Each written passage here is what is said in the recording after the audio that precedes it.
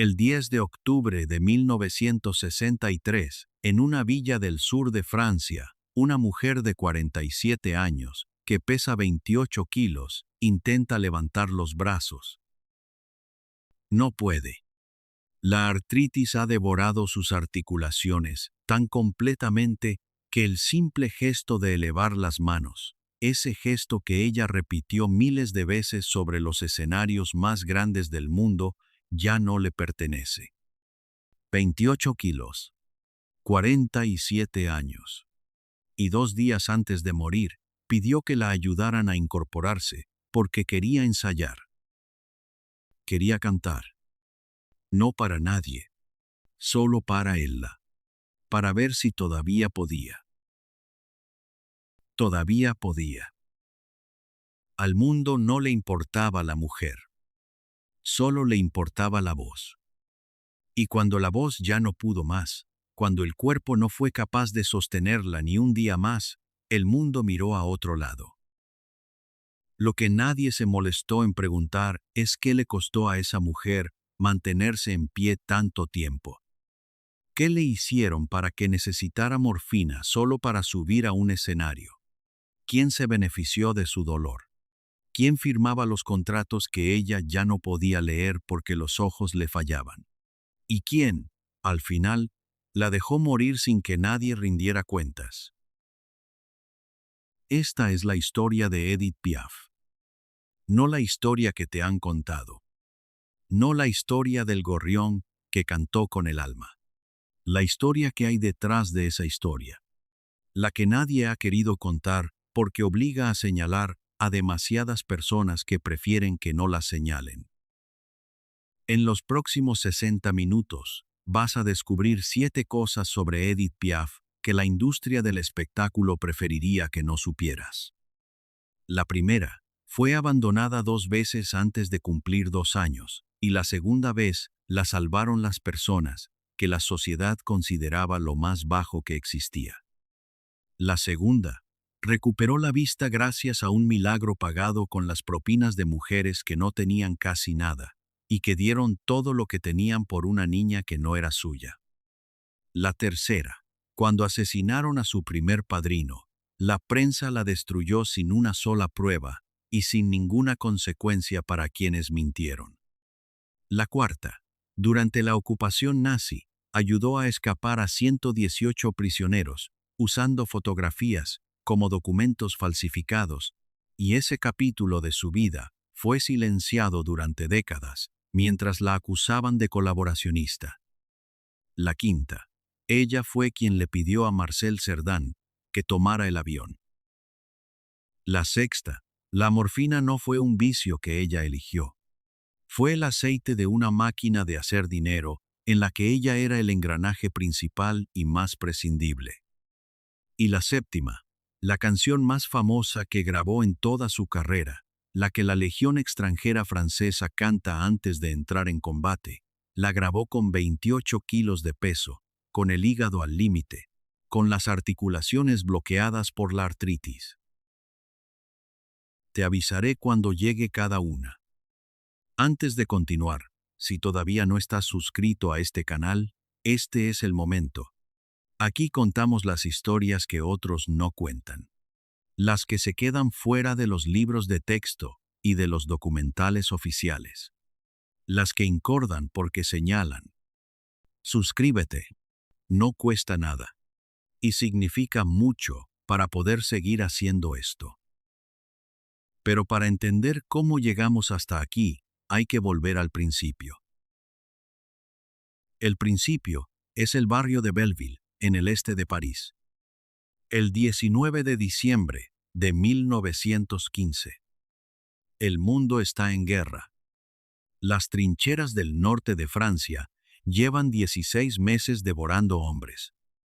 París tiene apagones, racionamiento, miedo. Y en ese frío, en ese diciembre de guerra, una mujer llamada Annette Maillard da a luz a una niña. Annette actúa en los cabarets más baratos de París, bajo el nombre artístico de Laine Marsa. Es cantante. O intenta serlo. Tiene 21 años, no tiene dinero, y tiene una hija recién nacida en un barrio donde la pobreza es la norma y no la excepción.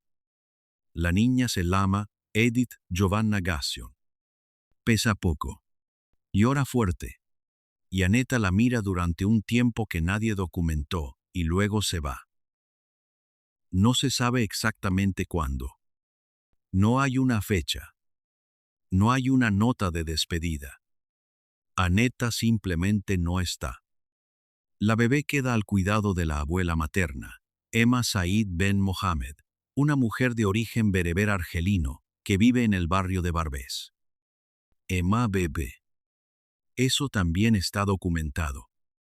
Y cuando el bebé llora de hambre, hace lo que sabe hacer, lo que tiene a mano, lo que le parece que funciona. Le da vino rebajado en agua. Eso es la revelación 1. No metáfora. No exageración. No interpretación dramática de los biógrafos. Vino en lugar de leche. Porque el vino calma. Porque el vino es barato. Porque el vino hace que el bebé deje de llorar y la abuela pueda seguir con lo suyo. Porque nadie estaba mirando. Y porque en los barrios pobres de París de 1916, un bebé que llora no genera compasión. Genera ruido. Edith Giovanna Gassion sobrevive a ese primer año. Así empieza la historia de la voz más grande del siglo XX, sobreviviendo a lo que no debería sobrevivir ningún bebé. El padre, Louis Gassion, era acróbata callejero. Un hombre que se ganaba la vida haciendo piruetas en los mercados, en los patios de los edificios, en cualquier lugar donde hubiera suficiente espacio y suficiente gente para dejar una moneda. No era un hombre de recursos. Pero cuando vuelve del frente y encuentra a su hija en el estado en que Emma la tiene, hace lo que puede. La lleva con su propia madre. Con la única persona que conoce que tiene un techo estable y comida en la mesa. La madre de Louis se llama Leontine Descombe. Vive en Bernay, en Normandía. Tiene una casa grande. Tiene mujeres que trabajan para ella.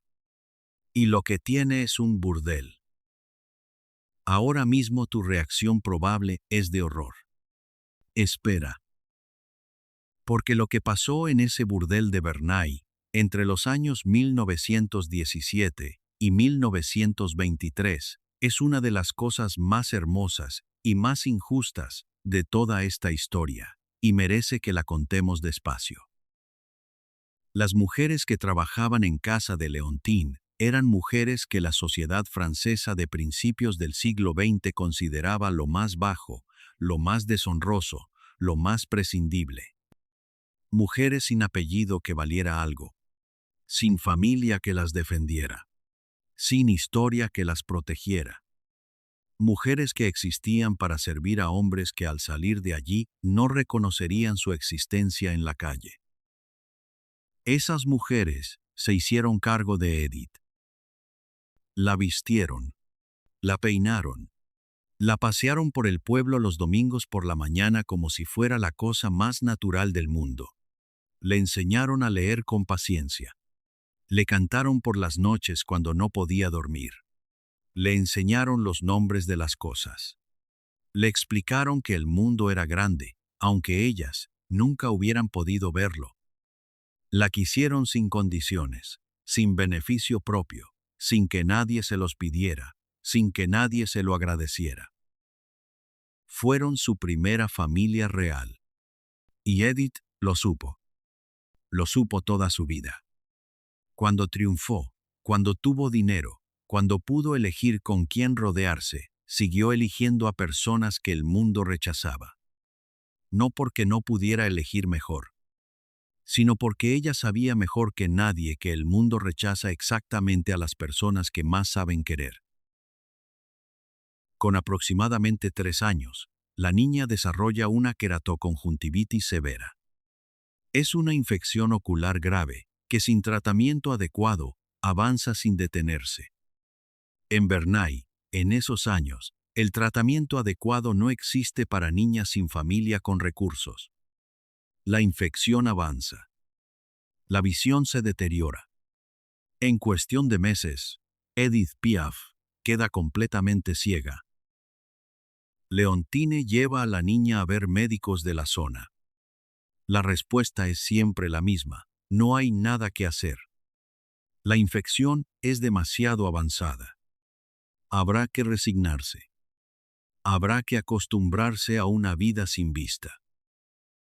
Las mujeres del burdel de Bernay no aceptan esa respuesta. Durante semanas, juntan sus propinas. Cada propina de cada cliente, guardada en algún lugar seguro, contada, separada del resto. No para ellas. No para comprarse algo que llevaran meses queriendo. Para Edith. Juntan suficiente dinero para llevarla en peregrinación al santuario de Santa Teresa de Lisieux, a menos de 40 kilómetros de Bernay. Eso es la revelación 2. No fueron los padres de Edith Piaf los que la llevaron a rezar por su vista. No fue ningún benefactor de buena familia. Fueron las mujeres a las que nadie respetaba las que ahorraron cada céntimo que ganaban de la única manera en que podían ganar dinero, para llevar a esa niña ciega a un santuario y pedirle a una santa que la curara. Y Edith recuperó la vista. No gradualmente. No con años de tratamiento médico posterior. En los días siguientes a la peregrinación, la niña empezó a ver. La queratoconjuntivitis, que los médicos habían declarado irreversible, retrocedió. Los ojos de Edith Piaf, que habían estado cerrados al mundo durante meses, se abrieron. Nadie puede explicarlo médicamente. Y Edith Piaf no intentó explicarlo. Habló del milagro el resto de su vida como algo absolutamente cierto. Como el hecho más sólido de toda su historia. Llevó siempre una imagen de Santa Teresa de Lisieux consigo. En los camerinos. En los hoteles. En los hospitales. En la villa de Plascacier donde murió. Nunca dudó. Nunca vaciló. La santa la había curado, y eso era todo. Pero lo que más importa de ese momento, lo que explica quién fue Edith Piaf durante el resto de su vida, no es el milagro médico. Es lo que vio en el momento en que la vista volvió. El primer rostro que sus ojos recuperados enfocaron fue el de una de esas mujeres. Llorando de alegría. Con los ojos llenos de lágrimas y la boca abierta en una sonrisa que no cabía en la cara. Una mujer que el mundo despreciaba, llorando de alegría, porque una niña que no era suya podía ver de nuevo. Piénsalo despacio. La primera imagen que ve una niña ciega al recuperar la vista es el llanto de felicidad de alguien que la quiere sin recibir nada a cambio. Las personas que el mundo rechazaba fueron las primeras que la amaron sin condiciones. Sin beneficio. Sin expectativa. Sin otra razón que el amor mismo. Y Edith Piaf pasó el resto de su vida buscando exactamente eso. Ese amor sin condiciones. Ese amor que duele de tan real, porque no pide nada a cambio. Buscándolo en hombres que no siempre eran capaces de dárselo. Buscándolo en el público que llenaba sus salas. Buscándolo en el único lugar donde siempre lo encontraba. En los escenarios, en la oscuridad, con esa voz que salía de un cuerpo que no era grande, pero que llenaba cualquier espacio como si fuera infinito. Con 7 u 8 años, Louis Gassion vuelve a Bernay y lleva a Edith consigo. Es acróbata. Esa es su vida. Y a partir de ahora, Edith forma parte de esa vida. Se convierten en un número callejero, el acróbata y la niña que canta. Actúan en los mercados, en los patios de los edificios, en las plazas de pueblo. Luis hace sus piruetas. Edith canta. Y si canta bien, Si la gente se detiene, si las monedas caen en el sombrero, comen esa noche. Si no, buscan algún lugar donde dormir y esperan a mañana. No hubo conservatorio. No hubo profesores de canto. No hubo técnica vocal que alguien le enseñara sentada en una silla frente a un piano. Su formación vocal fue el hambre. Su técnica de proyección fue la necesidad de que la persona que estaba girando la esquina al fondo de la calle se detuviera. Aprendió a usar el silencio entre frases, porque el silencio crea expectativa, y la expectativa hace que la gente busque en el bolsillo. Aprendió a sostener una nota hasta que fuera físicamente imposible sostenerla más, porque eso es lo que hace llorar a los extraños. Nadie le enseñó nada de eso. La pobreza se lo enseñó todo. Con 16 años, Edith decide que ya no necesita al padre. No es ingratitud. Es supervivencia. Sabe lo que puede hacer. Sabe lo que vale. Y sabe que las calles de Pigalle le van a dar más oportunidades que los caminos de Normandía. Se instala en el barrio de Pigalle con su amiga Simone Berthaud, a quien todo el mundo llama Momone. Son dos chicas jóvenes que cantan en la calle. En invierno. Con los zapatos húmedos, porque las suelas tienen agujeros que el cartón no tapa bien del todo. Durmiendo donde pueden, en escaleras de hoteles baratos, en los departamentos de personas que las conocen y que no preguntan demasiado, en cualquier lugar que esté techado cuando llueve. Comiendo cuando el sombrero da para algo o cuando algún bar les deja quedarse con lo que sobra de la cocina. En ese Pigalle de los años 30, Edith tiene amigos, tiene amantes, tiene una vida que es precaria pero que es completamente suya por primera vez. Nadie le dice cuándo levantarse. Nadie le dice dónde cantar. Nadie le dice con quién hablar. Es pobre. Es joven. Es libre de una manera que no lo volverá a hacer durante mucho tiempo. Y en 1933, con 17 años, tiene una hija. La niña se llama Marcel, aunque Edith la llama Cecil, desde el primer momento. El padre es un joven llamado Louis Dupont. La relación no dura. El padre desaparece con bastante rapidez del cuadro, como suelen desaparecer los hombres cuando la situación se complica. Edith cría a Marcel como puede. Con lo que gana cantando en la calle. Con lo que Momone consigue. Con el amor que tiene de sobra, aunque el dinero no alcance nunca. La niña crece en ese Pigalle donde los días buenos hay para comer y los días malos hay para esperar.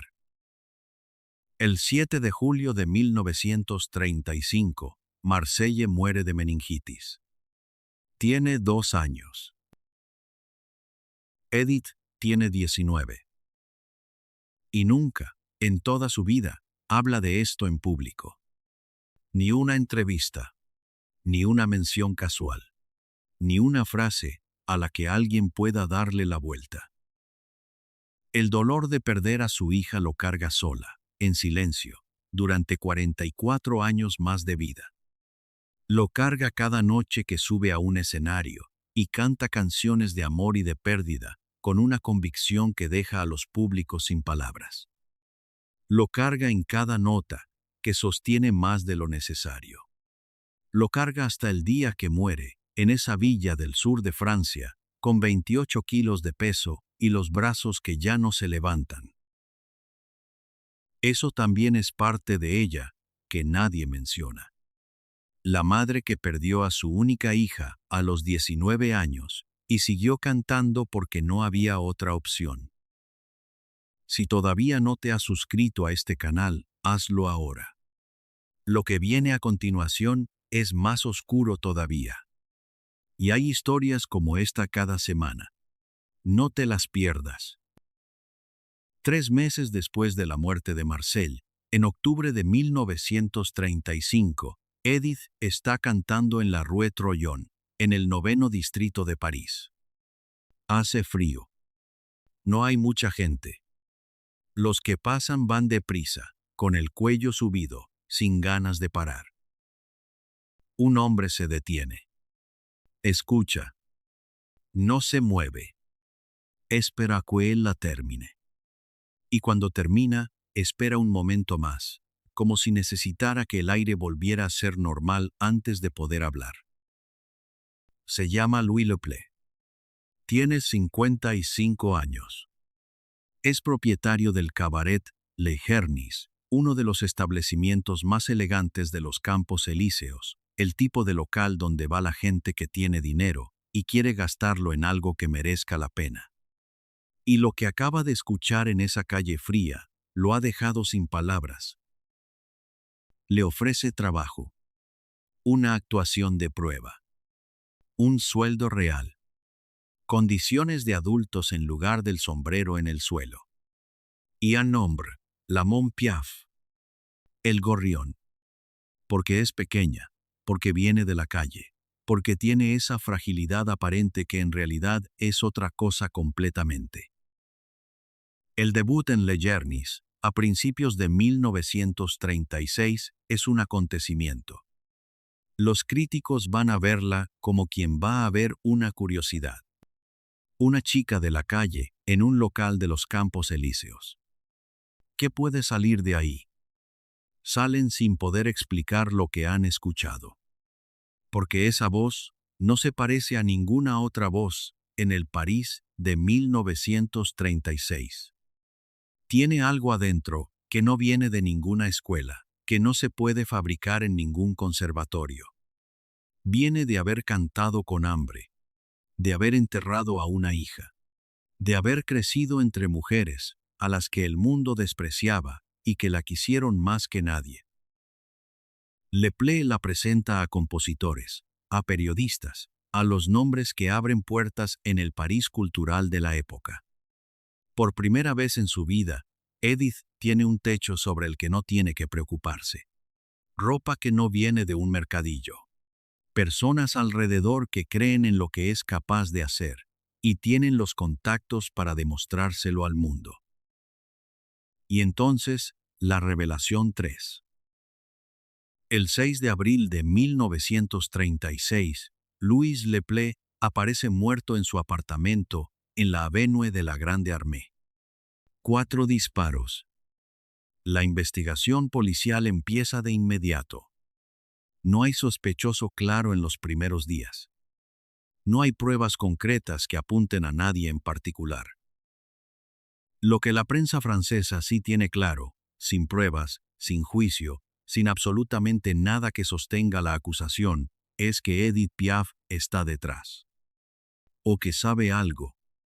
O que conoce a alguien que sabe algo. Los argumentos son los de siempre.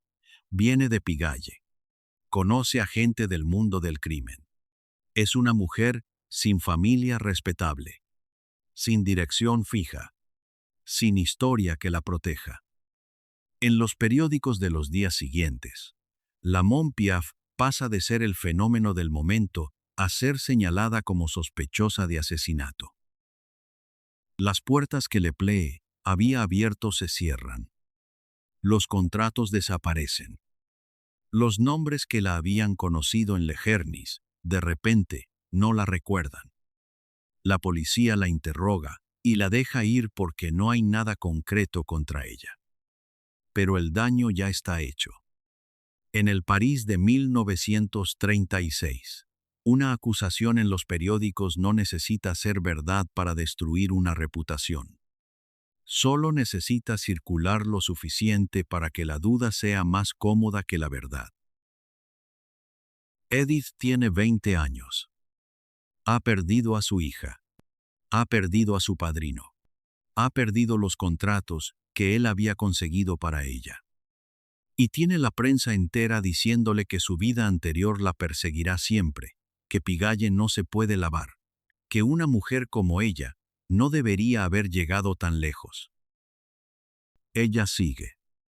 No tiene otra opción. Pero ya sabe que el mundo no le va a dar nunca el beneficio de la duda. Entonces entra Raymond Asso. Asso es compositor, exlegionario, hombre de carácter fuerte y convicciones más fuertes todavía. Ve en Edith algo que considera sin terminar. Un diamante en bruto, dice la gente que habla bien de él. Una propiedad que moldear, dice la historia cuando se cuenta completa. Lo que hace durante los 3 años siguientes es transformar a Edith Piaf en la artista que el mundo conocerá. La somete a un régimen de formación brutal. Dicción. Horas y horas practicando las consonantes que el acento de Pigalle devora. Teatro. Aprender a inhabitar un personaje en el escenario, a usar el cuerpo como instrumento igual que la voz. Presencia escénica. ¿Qué hacer con las manos, con los pies, con la mirada, cuando las luces están encendidas y hay 2000 personas mirando? Historia de la canción francesa. Conocer lo que viene antes para saber dónde ir después. Y al mismo tiempo, Asso se convierte en su amante. Y al mismo tiempo la aísla. Las amistades de Pigalle desaparecen de su vida. Momone, su compañera desde los 16 años, la mujer con quien había cantado en la calle, con quien había dormido en escaleras y compartido los días malos y los buenos, es apartada. Las visitas se controlan. Las conversaciones se filtran. Asso decide con quién habla Edith, cuándo sale, qué hace con su tiempo fuera del escenario. Le escribe las canciones que ella canta. Le decide el repertorio. La moldea como si fuera arcilla, y él, el único, que supiera darle forma. Nadie en su momento llamó a eso lo que era. Era su manager, era su mentor, era su amante, era el hombre que la estaba haciendo grande.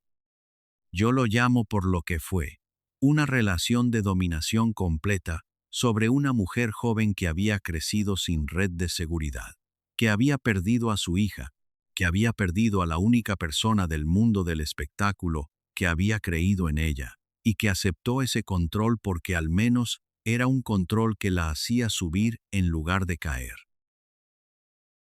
El resultado es real.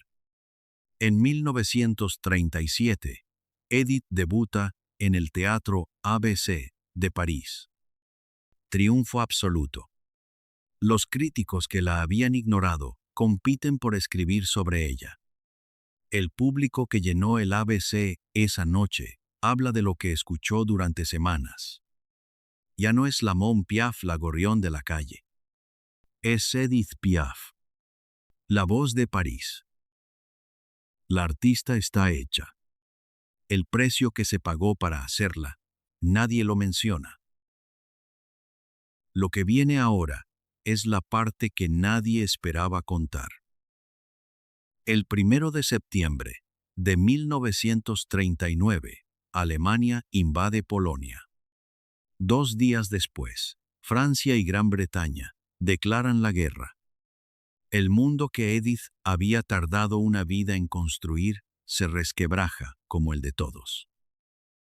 Muchos artistas franceses abandonan París cuando llegan los alemanes en junio de 1940. Se van al sur, a los territorios no ocupados. Se van a Londres. Se van a donde puedan. Edith se queda. En París. Con los alemanes. Sigue actuando. Llena salas. Canta para públicos mixtos de franceses y soldados alemanes que han llenado la ciudad. Cuando la guerra termina, esa decisión casi la destruye. La depuración posbélica en Francia es brutal y muchas veces aleatoria en su elección de víctimas. Cualquiera que hubiera actuado públicamente durante la ocupación queda bajo sospecha de colaboracionismo. Edith es señalada. Los periódicos, los mismos que la habían aplaudido durante años, vuelven a señalarla. Otra vez, la mujer de Pigalle. Otra vez la mujer sin apellido que proteja.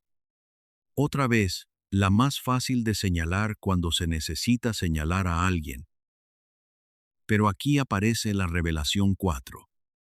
Lo que nadie contó durante décadas, lo que los biógrafos tardaron años en documentar porque era un secreto que convenía mantener para proteger a personas que todavía vivían, es lo que Edith Piaf hizo realmente durante la ocupación. En 1943 y 44, Edith consiguió permisos de las autoridades alemanas para actuar en la prisión militar de Fresnes, a las afueras de París. En Fresnes había detenidos prisioneros de guerra franceses esperando deportación, esperando juicio, esperando lo que fuera que les tocara esperar. Edith fue. Actuó. Se fotografió con los prisioneros. Grupos enteros.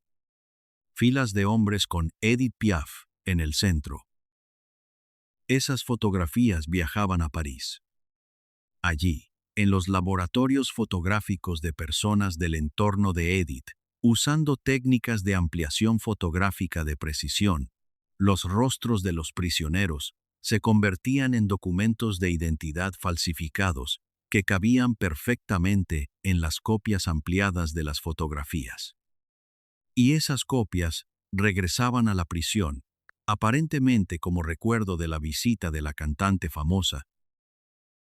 Los prisioneros tenían sus documentos de identidad falsa escondidos en fotografías de Edith Piaf. Nadie que registrara los paquetes pensaría en mirar dentro de una foto enmarcada de una estrella del Music Hall. Según el testimonio de la propia Piaf, ese sistema ayudó a escapar a 118 prisioneros. 118 personas que pudieron salir gracias a documentos escondidos en fotografías de una cantante a quien la prensa llamaba colaboracionista. La comisión de depuración la absuelve. Pero las acusaciones ya habían circulado. El daño ya estaba hecho. El nombre ya estaba manchado. Como siempre, como cada vez que la señalaron. En 1944, cuando París se libera, Edith Piaf descubre a un joven de 23 años que actúa en un music hall del barrio de Pigalle. Alto, con una presencia física que es difícil de ignorar, con una voz que está lejos todavía de ser lo que será. Se llama Yves Montand. Nadie lo conoce todavía fuera de ese barrio. Edith lo conoce en 10 segundos. Le ofrece actuar como telonero suyo. Lo presenta a compositores que le escriben canciones a medida. Le enseña a moverse en el escenario, porque moverse en el escenario es un arte que no se aprende solo. Le construye la carrera durante meses, con la misma paciencia y la misma generosidad con que nadie se la había construido a ella.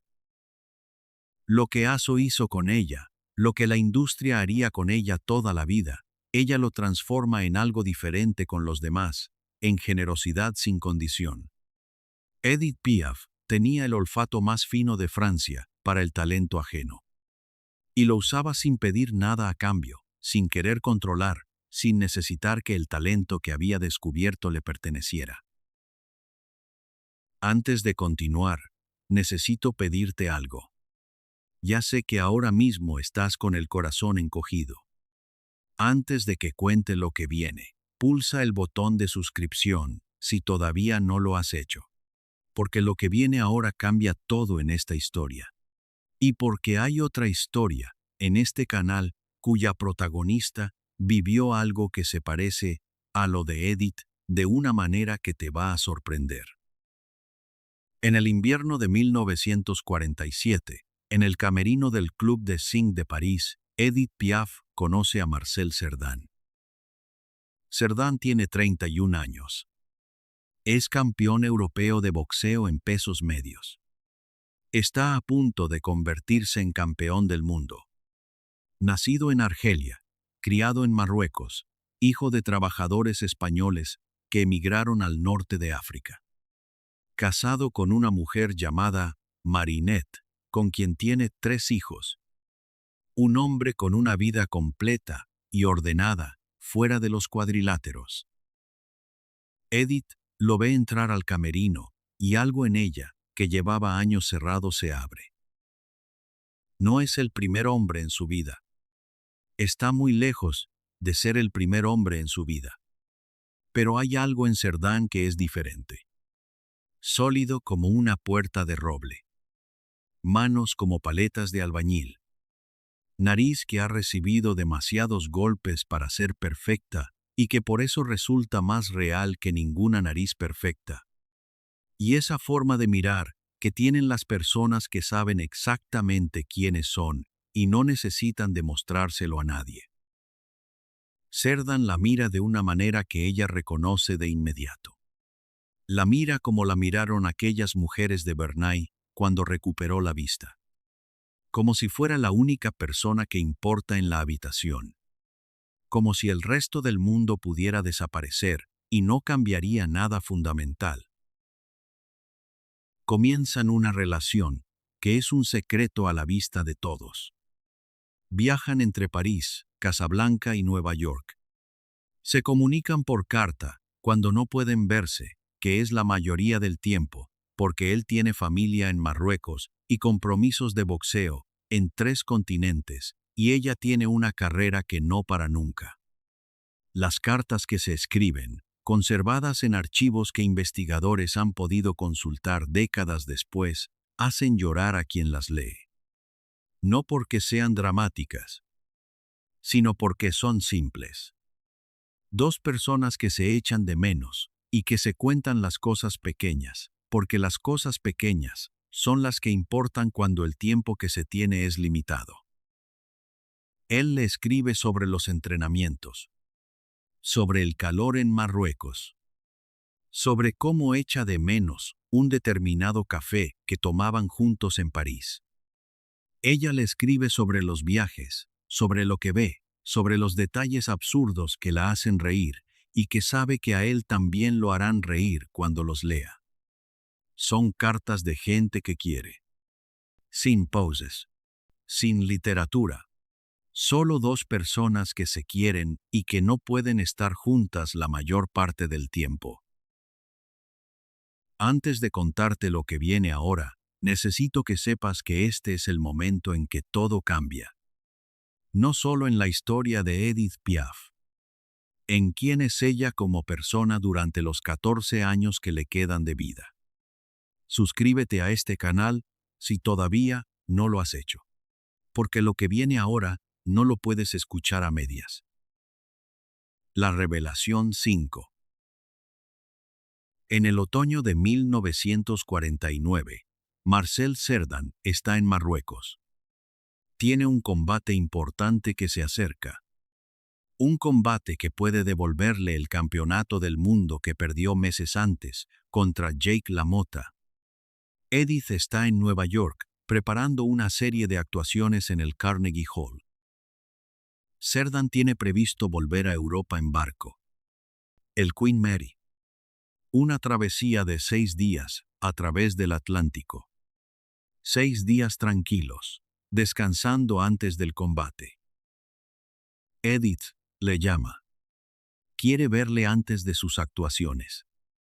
No puede esperar 6 días. Le pide que tome el avión. Un vuelo es 2 días antes. 2 días que para ella son la diferencia entre verle o no verle antes de que su agenda se ponga imposible otra vez. Cerdán toma el avión. El 28 de octubre de 1949, el vuelo Air France número 009 despega de Lisboa, con escala en las Azores. A las 2:15 de la madrugada, el aparato se estrella contra el Monte Redondo en la isla de San Miguel, en las Azores. La montaña tiene 1800 metros de altura. El impacto es a máxima velocidad. No hay supervivientes entre los 48 pasajeros y la tripulación. Marcel Cerdán tiene 33 años. Edith recibe la noticia por teléfono en su habitación del hotel en Nueva York. Esa noche tiene función. Sale al escenario. No cancela. No pospone. No llama al teatro para decir que no puede. Sale. Con el teléfono todavía resonando en el oído. Con el peso de lo que ella misma pidió aplastándola desde adentro. Con el público frente a ella, que todavía no sabe nada. Y canta. No vuelve a ser exactamente la misma persona. Nadie que haya vivido eso podría. En los meses siguientes, Edith empieza a visitar médiums. Hay nombres conocidos del mundo de los espiritistas parisinos que reciben a Edith Piaf en sesiones privadas donde ella pregunta por Marcel. Habla de él en presente, como si estuviera en la otra habitación, como si el avión no se hubiera estrellado y el cuerpo no hubiera sido recuperado en pedazos en las laderas del Monte Redondo. Los que la rodean no saben si consolarla o seguirle el juego. Al final la mayoría hace lo segundo porque es más fácil. Y aquí aparece el detalle que los biógrafos tardaron años en documentar completamente. Porque la morfina que empieza a aparecer en la vida de Edith en estos años no empieza con una adicción que ella elige. Empieza con médicos. Y con accidentes. Y con contratos que no se pueden romper. La revelación 6. En 1951, Edith sufre el primero de 3 accidentes de coche graves. Fracturas. Contusiones. Hospitalización. Dolor crónico que no desaparece cuando se levantan del hospital, porque los huesos han soldado, pero el daño interior no se ve en las radiografías. En 1952, segundo accidente. En 1958, tercero. 7 operaciones en 12 años. La artritis reumatoide, que avanza sin remisión. El cuerpo de una mujer de 40 años que ha vivido la vida de 4 personas. Los médicos administran morfina. La morfina calma el dolor. Eso es verdad. Lo que también es verdad es que la morfina permite que Edith suba al escenario cuando sin morfina no podría moverse de la cama. Y subir al escenario genera dinero. Para ella, para sus representantes, para los teatros que llenan las salas con su nombre en el cartel, para los sellos discográficos que venden los discos que ella graba, para toda la maquinaria que lleva su nombre sin que ella vea la mayor parte de lo que esa maquinaria genera. Los médicos que la tratan en esos años no están contratados por Edith para curarla. Están contratados por el entorno de Edith para mantenerla funcional. Hay una diferencia enorme entre curar y mantener funcional. Curar implica descanso, tiempo, abstinencia, rehabilitación. Curar implica cancelar contratos y perder dinero. Mantener funcional implica administrar la dosis correcta en el momento correcto para que la persona llegue al escenario y cumpla con lo firmado. Nadie en el mundo del espectáculo parisino de los años 50 tuvo interés en señalar esa diferencia. Había demasiado dinero en juego. Y Edith seguía llenando salas. Mientras llenara salas, el sistema funcionaba. En 1952, Edith se casa con el cantante Jacques Pils. Pils la quiere. Eso parece claro en todo lo que se documenta de esos años. Intenta ayudarla a desintoxicarse. La lleva a clínicas en Francia y en Estados Unidos. Cancela compromisos propios para acompañarla en los periodos de tratamiento. Protege su tiempo como puede. Pero el sistema que hay alrededor de Edith Piaf es más fuerte que un marido con buenas intenciones. Hay deudas que otros han contraído en su nombre. Hay contratos firmados que ella no recuerda haber firmado. Hay personas que viven de su trabajo y que se aseguran de que el trabajo no pare. Pills lo intenta. No es suficiente. Se separan en 1956, 4 años después de casarse. En 1959, en el escenario del Waldorf Astoria de Nueva York, Edith Piaf colapsa. Cae en el escenario durante una actuación. El personal del hotel la retira. Los médicos hablan de coma. Los médicos hablan de hígado. Los médicos hablan de que hay un límite que se está acercando. El cuerpo diciendo, basta mientras el contrato decía seguir. Y sin embargo, en octubre de 1960, Edith Piaf entra a un estudio de grabación y graba Non, je ne regrette rien. La canción la compone Charles Dumont, con letra de Michel Baucaire. Dumont se la presenta a Edith en persona. Le toca la melodía al piano. Ella la escucha. Le pide que la toque otra vez. Y dice que sí. La graban. Una sola toma. Esa voz, en ese cuerpo, en ese momento. Lo que sale es lo que quedó grabado para siempre en la historia de la canción del siglo XX. Mientras todo el mundo creía que lo peor ya había pasado para Edith, en 1962 aparece en su vida Theodoros Lamboukas. Tiene 26 años. Ella tiene 46. Es griego, nacido en una familia de emigrantes en Francia, y trabaja como cantante bajo el nombre artístico de Theo Sarapo. Sarapo, en griego, significa te quiero. Eligió ese nombre él solo, antes de conocer a Edith Piaf, antes de que nadie hubiera hecho esa conexión. La prensa francesa tiene un campo de batalla servido.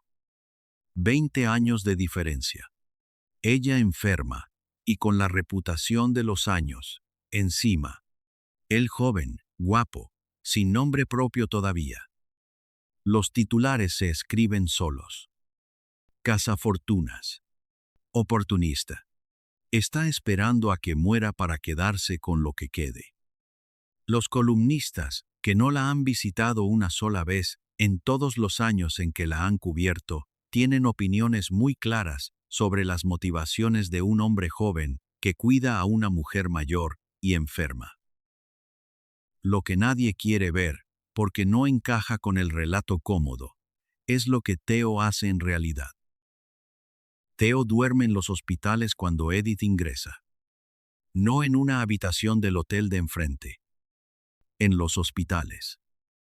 En las sillas de plástico de los pasillos. En los sofás de las salas de espera.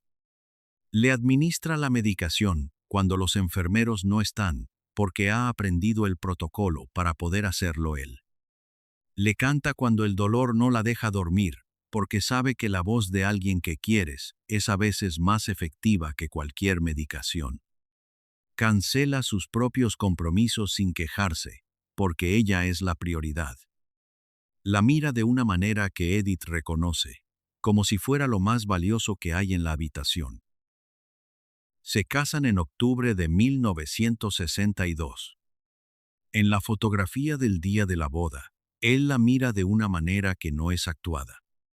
En 47 años de vida y de escenarios, Edith Piaf ha visto suficiente actuación para reconocer la diferencia entre lo que se finge y lo que se siente. Lo que hay en los ojos de Theo Sarapo ese día no se finge.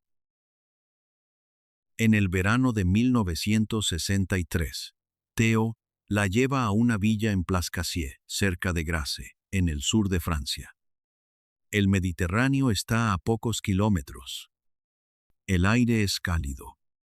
Los pinos de Provenza rodean la casa. Es el mejor lugar que puede darle. El único lugar donde quizás el cuerpo descanse de verdad. El médico que la atiende esos meses le dice a Theo lo que ya saben los dos. El hígado está al final de lo que puede aguantar.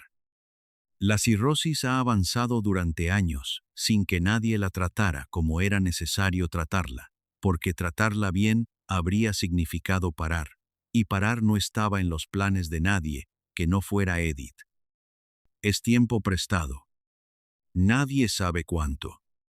Días, semanas, quizás algo más. 2 días antes del 10 de octubre, Edith pide que la ayuden a incorporarse en la cama. Quiere ensayar algo. Quiere ver si todavía puede. Sus brazos no obedecen. La artritis los ha bloqueado tan completamente que el gesto de levantar las manos, el gesto más básico de cualquier cantante en el escenario, ya no existe para ella. Pero la voz sí. Dicen quienes estuvieron en esa habitación que la voz todavía era ella. La voz que nació en la calle de Belleville, que creció en el burdel de Normandía, que aprendió a proyectarse con hambre, que cantó la noche que murió Marcel Cerdan. Esa voz todavía estaba ahí. El 10 de octubre de 1963, a las 13:15, Edith Piaf muere en la villa de Plascassier. Theo está a su lado. El único que se quedó. Theo hace una cosa más. El certificado de defunción lo fecha el 11 de octubre. Para que el mundo creyera que murió en París. No en Plascassier. No en el Cir. En París. La ciudad que le dio el nombre. La ciudad que la hizo y que la destruyó y que la hizo de nuevo. La ciudad que llenó sus calles el día que la enterraron. Ese fue el último regalo que Theo Sarapo le dio a Edith Piaf, dejarla morir, ante los ojos del mundo, en el único lugar donde ella siempre había pertenecido. La Iglesia Católica Francesa se niega a celebrar un funeral religioso. Su vida ha sido, dicen los representantes eclesiásticos, demasiado inmoral. Los amantes. El divorcio. La morfina. La vida que no cuadra con los estándares que la institución considera necesario proteger. La Iglesia tiene sus principios. Edith Piaf, nacida en la calle y criada en un burdel, no los cumple. El 14 de octubre de 1963, el cortejo fúnebre de Edith Piaf recorre las calles de París hasta el cementerio de Père Lachaise. Más de 100.000 personas. 100.000. En las aceras del recorrido entero. En los tejados de los edificios. Asomadas a las ventanas de los pisos altos. Apiñadas en las plazas por donde pasa el cortejo. El tráfico de París se detiene completamente durante horas. No por decreto. No porque alguien lo haya ordenado. Porque nadie quiere moverse. Porque hay momentos en que moverse parece una traición. Fue el evento público más grande en París desde la liberación de la ciudad en agosto de 1944. 19 años después de que las calles se llenaron de gente celebrando el fin de la ocupación, las mismas calles se llenaron de gente que se negaba a dejar que Edith Piaf se fuera sin testigos. Sin la iglesia que no quiso ir. Con 100.000 personas que sí quisieron. Jean Cocteau, el escritor, poeta y artista que la había conocido desde los primeros años y que la había querido con la intensidad que los grandes artistas se quieren entre sí, recibe la noticia en su casa. El corazón se para. Cocteau muere ese mismo día, el 14 de octubre de 1963, al enterarse de que Edith Piaf ha muerto. No es metáfora. No es romanticismo biográfico. Es lo que pasó. Theo carga el ataúd en el entierro. El hombre al que la prensa llamó cazafortunas carga el ataúd de la mujer a la que amó. Y sigue haciéndolo después. Durante los 7 años que le quedan de vida, Theo Sárapo dedica su tiempo a proteger la memoria de Edith, a rechazar las falsificaciones, a mantener el archivo, a asegurarse de que la historia que se cuenta de ella sea lo más cercana posible a la verdad. Muere en 1970 en un accidente de coche. Tiene 34 años. Y ahora, la revelación 7. No, je ne regrette rien. La grabación de octubre de 1960. Ese cuerpo. Esa voz. En 1962, la Legión extranjera francesa adopta la canción como himno propio. Desde entonces, suena antes de cada salto en paracaídas, antes de cada misión en territorio hostil, antes de cada operación en condiciones que la mayoría de las personas no queremos imaginar. Los soldados más duros del ejército francés, los hombres entrenados para resistir lo que ningún ser humano debería tener que resistir, escuchan esa voz antes de entrar en combate. La voz de una mujer que nació en el barrio más pobre de París, que creció entre prostitutas porque nadie más la quiso, que perdió a su hija a los 19 años y no lo contó nunca, que cantó la noche que murió el hombre que amaba porque no había otra opción, que siguió subiendo a los escenarios con el cuerpo destrozado porque el sistema que la rodeaba necesitaba que siguiera, que murió con 28 kilos de peso en una villa del sur de Francia sin poder levantar los brazos. Esa voz, esa mujer, entra en combate con los soldados de la Legión extranjera cada vez que hay una misión. No, je ne regrette rien. No me arrepiento de nada. ¿Cómo se interpreta esa frase con la historia que acabas de escuchar? Hay dos maneras de leerla, y las dos son posibles. La primera es una mentira hermosa que se canta para aguantar. Nadie con esa historia puede decir honestamente que no se arrepiente de nada. La pequeña Marcelle, que murió de meningitis con 2 años. La llamada a Cerdan, para que tomara el avión en lugar del barco. Los años bajo el control de Raymond Dasso. Los médicos que la mantuvieron dependiente para que siguiera generando dinero. Las noches sin dormir con el cuerpo en llamas por la artritis. Claro que hay cosas de las que arrepentirse. La canción es una forma de mirarlo todo y decidir que no importa. Que se sigue de todas formas. Que seguir es lo único que tiene sentido. La segunda es completamente verdad. Porque lo que tuvo, lo que vivió con una intensidad que pocas personas alcanzan en toda una vida, valió cada precio que pagó. El amor sin condiciones de las mujeres de Vernay. El rostro llorando de alegría cuando recuperó la vista. Las cartas de Cerdán contando las cosas pequeñas. La mirada de Theo el día de la boda. 100.000 personas que paralizaron París para decirle adiós. Una plaza con su nombre en la ciudad que la hizo. Un museo. Un himno que entra en combate con los soldados más duros de Francia. Eso no lo tiene nadie. Nadie. Yo me quedo con la segunda. Porque la primera es cómoda, y esta historia no tiene nada de cómodo. La mujer que nació en la calle de Belleville y que creció entre las prostitutas de Vernay tiene hoy su propia plaza en París. Un museo con su nombre en el barrio donde nació. Su nombre en el repertorio universal de la canción. Su voz en los auriculares de los soldados que saltan de los aviones. La iglesia no fue a su entierro. 100.000 personas sí. Si eso no es una vida que valió la pena, alguien tendrá que explicarme qué significa que una vida valga la pena. Si llegaste hasta aquí, hasta el final de esta historia, hay algo que quiero pedirte.